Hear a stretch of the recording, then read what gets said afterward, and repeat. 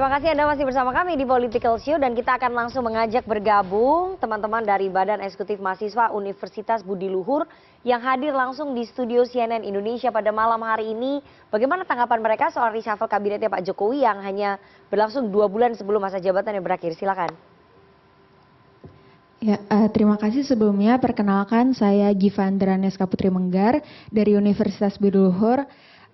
Kurang lebih saya ingin menanyakan kepada Pak Rocky terkait reshuffle ini. Kira-kira tadi sempat dikatakan, disinggung terkait ada kepentingan politik dan juga kebutuhan teknis dalam mempersiapkan program kerja dari Pak Prabowo Subianto yang disiapkan oleh Pak Jokowi. Nah, saya ingin bertanya, apakah reshuffle ini lebih mengarah kepada permainan politik, kepentingan politik, ataukah memang pure sebagai bentuk kebutuhan teknis dalam mempersiapkan program kerjanya Pak Prabowo Subianto? Dan kira-kira menurut Pak Rocky, apakah para menteri baru ini mempunyai cukup capable untuk membuat perubahan yang cukup signifikan terhadap pemerintahannya Pak Jokowi yang sudah 2 bulan lagi ini jabatannya habis.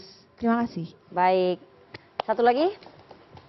Oke, terima kasih atas waktunya. Perkenalkan, saya Antari Batullah Ramadan selaku Wakil Presiden Mahasiswa Universitas Budi Luhur. Waktu yang cukup singkat untuk melakukan reshuffle kementerian dan beberapa jajaran pada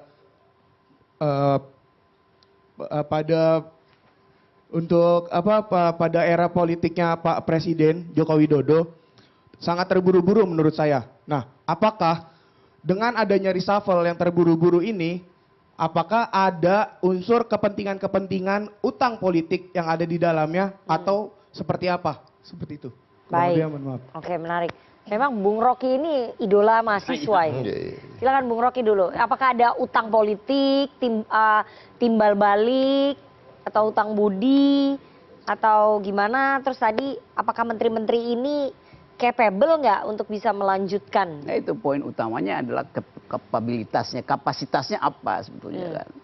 Jadi seseorang yang digantikan akan ditagih. Kenapa dia diganti? Karena juga punya kapasitas. Jadi bandingkan aja misalnya itu, apakah Pak Lawli itu tidak punya kapasitas sehingga diganti? Kan itu pertanyaan simpel aja kan. Tapi istilah transisi, kan transisi artinya keluar dari lalu masuk ke. Itu namanya transisi itu 2 gerakan loh. Bukan dari sini ke situ, enggak. Keluar dulu baru masuk ke. Itu. Nah, kalau transisi itu dibuat di ujung, itu artinya dia langsung masuk ke. Kan nggak sempat orang di halaman kan kita melihat, oh dia transisi, oh dia lagi pindah rumah, dia keluar dari rumahnya, baru dimasuk rumah baru. Ini langsung masuk rumah baru. Kita nggak lihat nih apa yang terjadi dalam proses pemindahan itu kan. Nah, di situ yang you sebut tadi itu tukar tambah politiknya jelas tuh. Yang saya sebut tadi bahwa Jokowi mengintip Prabowo, Prabowo mengintip Jokowi, saling mengintip ini lalu dicarilah kira-kira di tengahnya apa itu? Ya udah pakai istilah transisi kan, supaya publik melihat itu betul transisi. Tapi itu kan penipuan sebetulnya tuh. Kalau dianggap transisi artinya ada hal yang tidak cukup pada Jokowi untuk diserahkan pada Prabowo tuh. Atau sebaliknya tuh, diminta oleh Prabowo tapi tidak cukup disediakan oleh Pak Jokowi kan. Padahal dua-duanya ini satu frame, yaitu meneruskan. Mestinya Pak Jokowi bilang, seluruh tim saya ini termasuk PDIP itu ambil aja Pak Prabowo. Kan itu namanya keberlanjutan kan. Jadi kalau itu nggak bisa diterangkan karena faktanya yang punya PDIP ditendang, maka ini bukan transisi. Dasarnya begitu. Gampang bacanya kan. Jadi sekali lagi kemampuan kita untuk melihat soal yang sangat sublim ini harus kita dasarkan pada past event tuh. Mulai dari upaya untuk memasang Gibran di situ, itu artinya Gibran dipakai sebagai pengaman Jokowi itu. Lama-lama Jokowi merasa nggak cukup Gibran tuh. Kenapa? Karena Gibran nggak punya kapasitas untuk melindungi bapaknya nanti tuh. Kalau dipersoalkan oleh BEM nanti tuh, mau dia pengadilan rakyat atau ada public opinion yang dikerahkan untuk mempersoalkan legitimasi Jokowi selama dia memerintah. Dia cemas dengan siapa yang akan bela dia di DPR. Nggak mungkin. PDIP akan bela Jokowi di DPR, maka Golkar diambil supaya Golkar akan bela di DPR. Kan di belakang itu idenya begitu. Jadi betul tadi, semua ini dasarnya adalah pertaruhan politik Jokowi itu. Bukan soal transisi dari kemaslahatan bangsa, memperbaiki ekonomi, mengakrabkan kembali masyarakat yang terbaik. Kan nggak ada urusan itu kan. Jadi pure ini adalah taktik dari dirty hand yang dikendalikan oleh dirty mind dari seorang mastermind yang namanya Jokowi. Oke, pertaruhan politiknya Pak Jokowi, Bang Kodari. Ya, menurut saya ini bukan persoalan sublim ya, ini persoalan yang jelas. Mungkin bagi Bang Rocky ini sublim, agak sulit dia membacanya, melihatnya. Karena memang beliau nggak pernah di organisasi ya barangkali. Kalau dari satu pimpinan kepada pimpinan organisasi yang lain itu sudah sangat biasa. Untuk kemudian dalam proses transisi itu akan terjadi pergantian orang, terjadi pergantian program, terjadi pergantian anggaran gitu loh. Nah, Pak Prabowo ingin segera bekerja begitu dia dilantik. Makanya dia kemudian memasukkan orang-orang dari awal supaya orang-orang ini sudah learning by doing. Nah, transisi dari Pak Prabowo, dari Pak Jokowi kepada Pak Prabowo itu berbeda dengan yang sebelumnya. Tadi sudah dijelaskan oleh Pak Arief. Agak sulit melakukan hal semacam ini di zamannya SBY dari zamannya Megawati kepada SBY, dari SBY kepada Pak Jokowi karena itu patahan. Itu dua partai politik dan dua tokoh yang bermusuhan, ini dua tokoh yang berteman. Jadi proses transisi itu bisa terjadi dan dimungkinkan untuk terjadi gitu loh. Nah, sesederhana itu. Ini dibikin rumit oleh Bang Rocky karena dia modus operandinya di awal tadi mengadu domba antara Jokowi dengan Prabowo. Seolah dua orang ini bermusuhan gitu loh. Ya. Dan soal Gibran salah besar. Gibran itu yang menginginkan ada Pak Prabowo karena Pak Prabowo ingin menang, dia tahu Pak Jokowi itu populer. Maka dia kemudian melihat suaranya Pak Jokowi itu bisa ditarik antara lain dengan adanya Mas Gibran. Dan itu benar, terbukti berhasil. Bagaimana pendukung Pak Jokowi banyak yang ke pasangan Prabowo Gibran.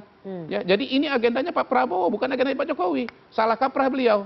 Lagi-lagi Bang Rocky dalam hal ini meleset agak jauh. Mohon maaf. Silakan Mas Poyu. Ya, pertama kan itu memang sebuah transisi yang smooth. Yang tadi memang Prabowo dengan Jokowi ini kan satu. Tapi anak-anak mahasiswa nggak percaya itu, makanya mempertanyakan. Enggak, makanya ini mau dijawab karena dipertanyakan dijawab. Kan? Satu, anaknya Pak Jokowi kan wapres. Artinya kan dekat lah presiden dengan wapres ya. Beda yang tadi saya bilang antara SBY dengan Jokowi. Ini ngomongin reshuffle ini, ya, teman-teman itu. Sampai-sampai dulu Hasto, ini Suwandi, ini Sumarno ya, bikin rumah transisi. Ya. Itu ngeluarin biaya mahal. Ini nggak pakai biaya. Ini nggak pakai rumah-rumah transisi. Oke, langsung masuk. Langsung masuk. Oke. Ya kan. Nah, terus mengenai apakah ini politik? Iya jelas, ini politik. Ya, karena itulah resiko. Jadi diakui ya? Oh iya, ini politik, keputusan politik kan. Ya kan. Kalau nanti misalnya PDIP harus bergabung dan diminta bergabung oleh Pak Prabowo, ya PDIP juga harus ikutlah. Ya kan. Jangan di luar. Karena yang ngajarin ini juga PDIP dulu. Ketika dia berkuasa dengan menggunakan Jokowi JK, itu digergaji juga Golkarnya. Terus, P3. Ya kan, menterinya itu kan dulu Yasona Lauli tuh. Dibikin dua kepemimpinan, Agung Laksono dan Abu Rizal Bakri. Ya kan? Jadi ini hanya melanjutkan tradisi aja. Jangan kadernya PDIP juga yang ngajarin ini. Berarti ini hanya melanjutkan tradisi aja. Ya tapi kan melanjutkan tradisi ini yang memang dulu diajarkan. Beda dengan beda dengan Pak SBY. Pak SBY nggak pernah ngajarin itu. Dia seorang demokrat. Oh, oke. Ya kan? Nggak ada juga pembelahan. Ya enggak, ini karena kan diajarin. Pembelahan PKB. Ada juga pembelahan PKB di zamannya Pak SBY. Tapi kan itu memang. Ya tapi memang internal. Kalau ini kan zamannya Jokowi berkuasa. PDI yang ngajarin ya itu. Oke, silakan Mas Rocky terakhir. Kenapa PDI sebagai partai demokratik nggak mau mencegah itu?